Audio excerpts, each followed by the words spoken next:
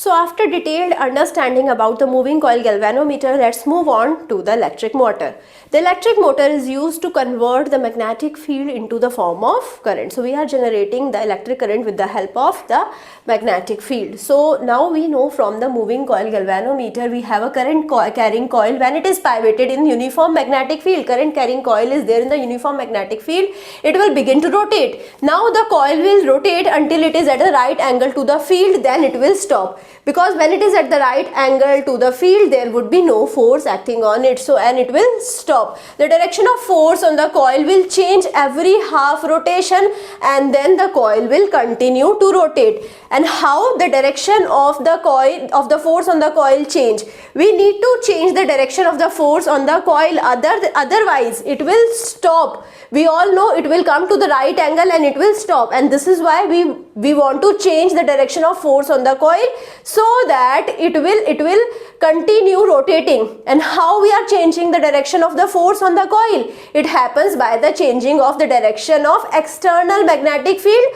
or current flowing through the field. Either I have to change the direction of external magnetic field. We have used a field magnet, the permanent magnet, which is bulky over here. We cannot change the direction of the external magnetic field, but we can change the direction of the current inside the field. With the current which is flowing through the field, we can change it. You can see the figure here. You can see the basic design of the electric motor. At the end of the coil we have attached split copper ring, or we call it as a commutator. So we have a split copper ring. This copper ring is not continuous, this is split, so it is called as commutator. Now commutator, when the coil is rotating, you can see commutator can also rotate. Commutator will always rotate whenever the coil is rotating. Now we have the two stationary graphite brushes. Now these are the two brushes you can see in the figure. They are continuous in contact with the commutator. Brushes are always in contact with the commutator. Now these brushes will push gently against the rotating commutator, and it is connected to the battery. So these brushes are actually connected to the battery. These brushes are giving the current inside the battery. You can see the brushes are connected to the positive and the negative terminal of the battery, and as soon as the brushes are connected in the reverse direction, we will be having the reverse current flowing in the coil. So now the brushes are pushing gently against the rotating commutator and they are connected to the battery, thus they are supplying the current. Electric current enters the coil through one brush and leaves through the another brush. Right, now we have a rheostat also. Rheostat will vary the current in the circuit.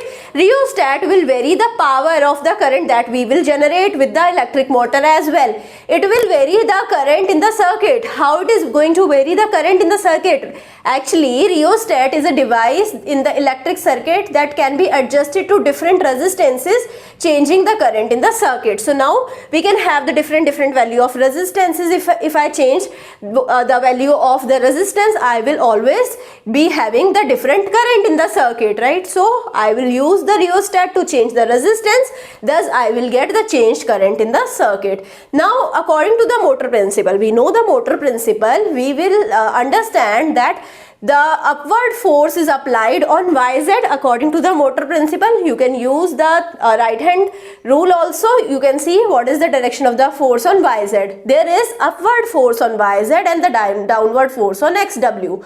So you can see when we have upward force on YZ and the downward force on XW, the coil is going to rotate in the clockwise direction. So as soon as the coil reaches to the vertical position, there is no charge flow in the coil. But as the coil was rotating, there was inertia. Inertia says that the body in the motion will remain in motion. So according to the phenomena of inertia, law of inertia, the coil will keep on rotating and comes in the contact of brush again. But now here the coil is coming to the contact of the brush with the other half of the ring. So the direction of the electric current through the coil is now reversed. You can see the positive terminal of the battery and the negative terminal of the battery are now in the contact of the different sides of the coil. So now the direction of the current through the coil is reversed and we have a downward force on YZ, and thus we can have a clockwise rotation. So this is how we have the full complete clockwise rotation. This switching process will repeat every half cycle as long as electric current is there in the brush. So when we have the electric current present in the brush, this switching process will be there. Now coming to the effect of the polarity reverse. When I have the polarity reverse, the battery or the magnet will tend to rotate the coil in the opposite direction, right? You can see in the figure here we have the relative position of armature, coil, graphite brush and the commutator at the 4 position during the 1 cycle of the DC motor, armature and the external, so iron armature and the external source is also shown in the figure. Right, you can see in the figure part A, you can see the current is flowing through the bottom brush into the commutator segment B. In the commutator segment B, from the brush, the current is moving to the commutator segment B. From there, the current will move to the coil and from coil it will reach to the commutator segment A. Now, from the commutator segment A, the current will leave motor through the top brush. Now, A of the armature will be now acting like my north pole and it is repelled by the north pole of the field magnet. Thus, I can say because of the field magnet also have the magnetic field, the moving current will produce a magnetic field in the coil.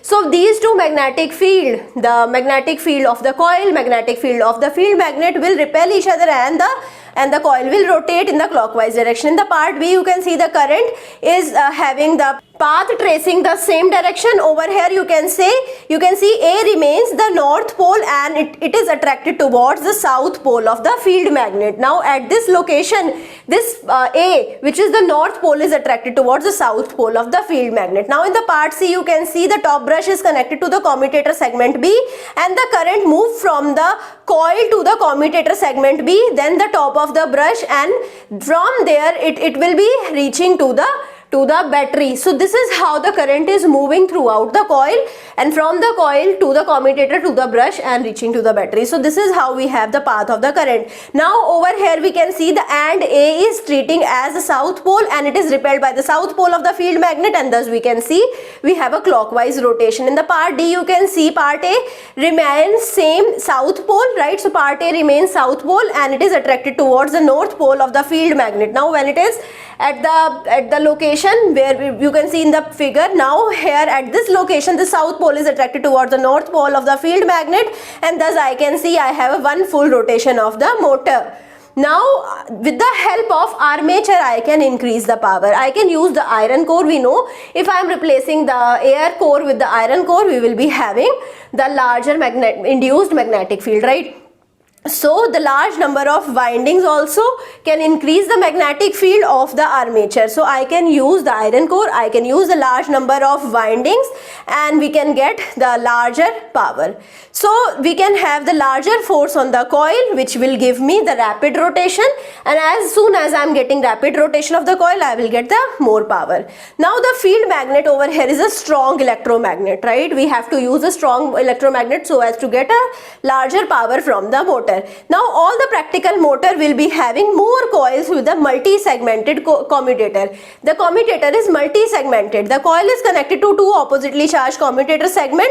The current flows when the coil is perpendicular to the magnetic field, and we have the maximizing of the force which does not require the initial push. So initial push is required in the basic designing, whereas in the practical designing we does not require initial push. What is the application of this motor? We know we all have seen the battery operated toys, so it is used in the battery operated toys. In the street cars it is used in the diesel electric locomotives. So here in the diesel electric locomotives we are using the large scale electric motor.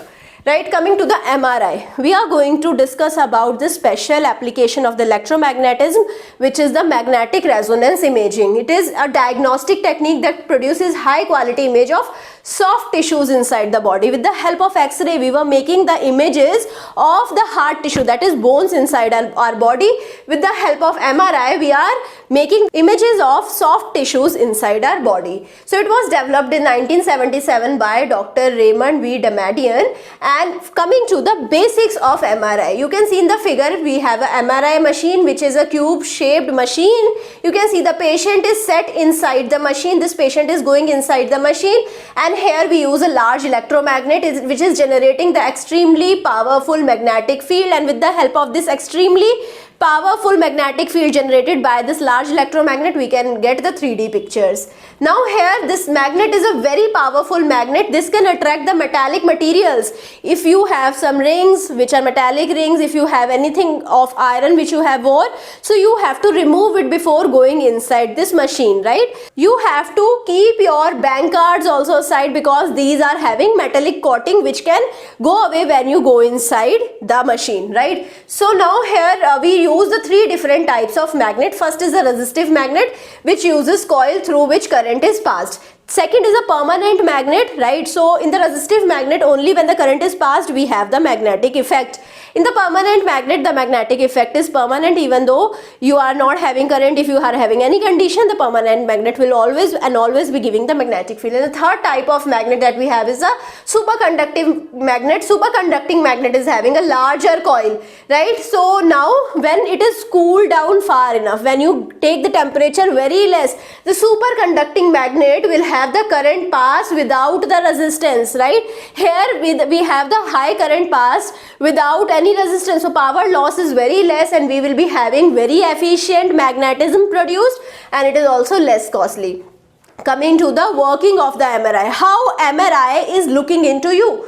So we all have the nuclei of the atoms in the human body. In the human body, we have various atoms. Human body is composed of atoms, and in the atoms we have nuclei. These nuclei are having a property called as spin property, which is the magnetic property of the atoms, right? Which is given by the nuclei of the atoms, right? The human body contains large number of hydrogen atoms, and these hydrogen atom, we all know in the hydrogen atom we all only have one proton. So we have the single proton, and the large magnetic moment is present for the hydrogen atom. Magnetic moment is present. Now spin of proton will line up with this strong magnetic field. If I apply some strong magnetic field on the body, all of these atoms will be having spin. So these spin will line up, right? Like the domains, right? I told you about the lining up of the domain. Similarly, the proton also will line up. The spin of the proton will line up because of the external magnetic field. So magnetic field of MRI will induce the hydrogen nuclei in the body. They will line up because of the spin is lining up. Now when these are lined up because of the external magnetic field, then we are putting the RF pulse. The RF pulse is now directed at the affected person. Now the affected nuclei will spin in the different direction as the RF pulse is applied. So affected nuclei will be having different rotation, and when the pulse is stopped, nuclei will return to their normal direction of the spin, and when they are returning to the normal direction of the spin, they will give off the energy. This energy is detected and directed onto the computer. Now we can convert this energy onto the computer in the form of data, and this data is converted by the computer in the form of image. You can see in the figure. Now we have the RF pulse which is localized to the area of the problem. If the doctor knows that the problem in a specific area only, so the RF pulse is directed only onto that specific area only, so that the picture of that affected area is only taken. Sometimes the patient is injected with a special kind of dye also, which isolate different type of tissues under examination. So if I am injected with the dye, so that time I will be having the different types of tissue under the examination also identified. This is used to identify various abnormalities like the scar and the cancer.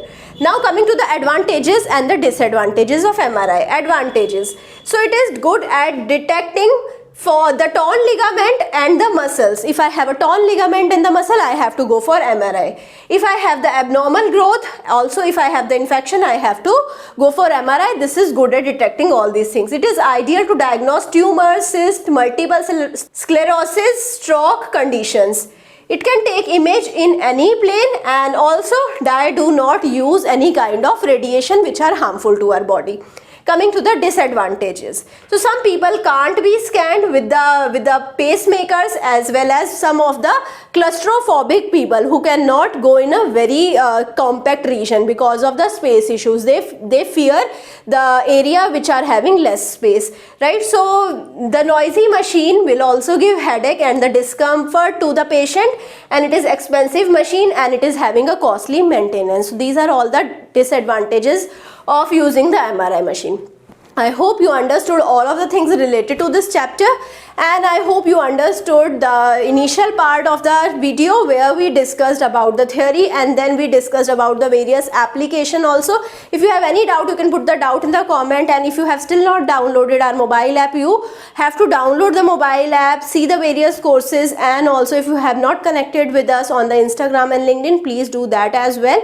You can find various posts and various content related to you as well over there. So take advantage from each one of our content, and I hope you are going to like this video as well. If you have still not subscribed the channel, do it in the priority. Thank you so much.